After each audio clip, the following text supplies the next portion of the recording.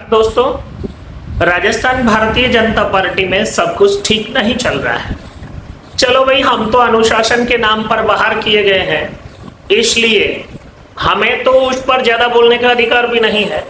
लेकिन अभी जो बातें बाहर आ रही हैं वो बोलने को बाध्य करने वाली हैं। गत दिनों सेवा पखवाड़ा के कार्यक्रम में प्रदेश के प्रभारी जी को बैठक लेने आना था, आए भी, और पहले सत्र में उपस्थिति के विषय को लेकर जो रिपोर्टिंग थी उससे वो नाराज भी हुए। और उसके बाद उनके और मुख्यमंत्री के बीच सभा मंच से उतरने के बाद अंदर क्या हुआ वो भी चर्चा का विषय है, कौतूहल का विषय है।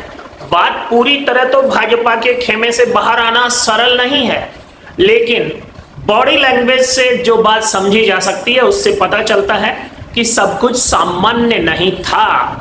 आखिर प्रभारी जी जो बैठक लेने आए थे, एक सत्र की बैठक के बाद बीच में ही क्यों चले गए?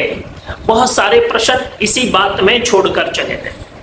मुख्यमंत्री और संगठन प्रभारी दोनों के बीच जो कुछ हुआ उस पर आज मीडिया ने अध्यक्ष जी से सवाल पूछा, तो अध्यक्ष जी ने भी गोलमोल जवाब देने की कोशिश की और शब्द जलेबी पत्रकारों के सामने प्रस्तुत की। कुछ बातों में कहा कि रिपोर्टिंग में उनको ये जानकारी किसने दी, पर मोटे तौर पर सेवा पखवाड़ा के कार्यक्रम में 90-92% उपस्थित थी जो अपेक्षित लोग थे उनकी। पर केंद्र के चारों ही मंत्री जो थे वो बैठक से अनुपस्थित थे। और इस सारी अनुपस्थिति के पीछे, केंद्र के मंत्रियों की अनुपस्थिति के पीछे, यहाँ के विधायक सांसदों की अनुपस्थिति के पीछे संगठन के भी बहुत से लोग अनुपस्थित थे। पर इन सारी बातों के पीछे जो बात निकल कर आई है, शायद उसमें राज्य सरकार की कार्यपद्धति को लेकर भी कोई तंज और कोई सवाल उठा, और उससे मुख्यमंत्री जी ने शायद प्रभारी जी को कुछ कहा और उसके बाद शायद वो दूसरा सत्र छोड़कर चले गए।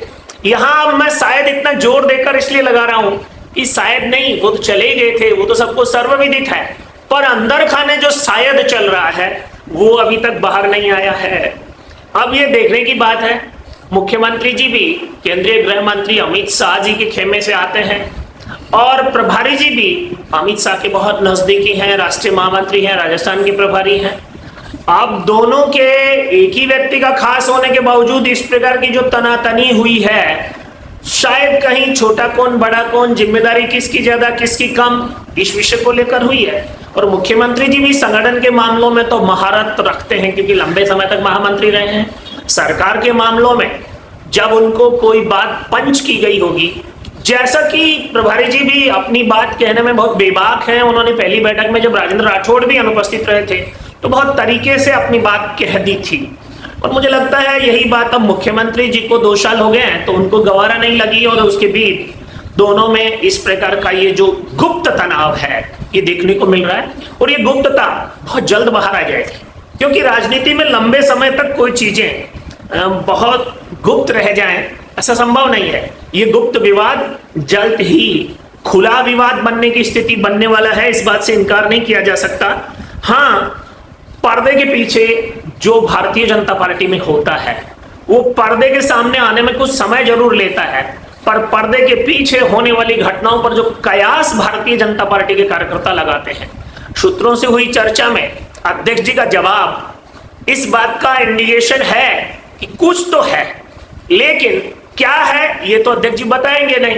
अब मीडिया के सामने भी ये बात ज्यादा नहीं हुई है, प्रभारी जी भी सीधे छोड़कर चले गए थे और मुख्यमंत्री जी इस सारे विषय में खुद को लपेटना ही नहीं चाहेंगे, इसलिए स्पष्टीकरण भी नहीं देंगे। लेकिन जो है वो पार्टी के लिए, संगठन के लिए, सरकार के लिए कितना हितकर है, कितना अहितकर है, कितने सवाल उठाने वाला है, वो सारी बातें अब मीडिया की खोज और रिसर्च का विषय है। मेनस्ट्रीम मीडिया सरकार के विज्ञापनों पर निर्भर है, ज्यादा रिसर्च का काम करता नहीं है। यूट्यूबर्स में जो ब्रांडेड यूट्यूबर्स हैं वो भी सरकार से प्रत्यक्ष अप्रत्यक्ष मदद लेते हैं, वो भी ज्यादा रिसर्च नहीं करेंगे। लेकिन बहुत लोग जो पारदर्शिता से काम करते हैं इस सारे विषय पर वो अनुमान भी लगाएंगे, रिसर्च भी सामने लाएंगे और तथ्य सामने आएंगे। जय हिंद, जय भारत।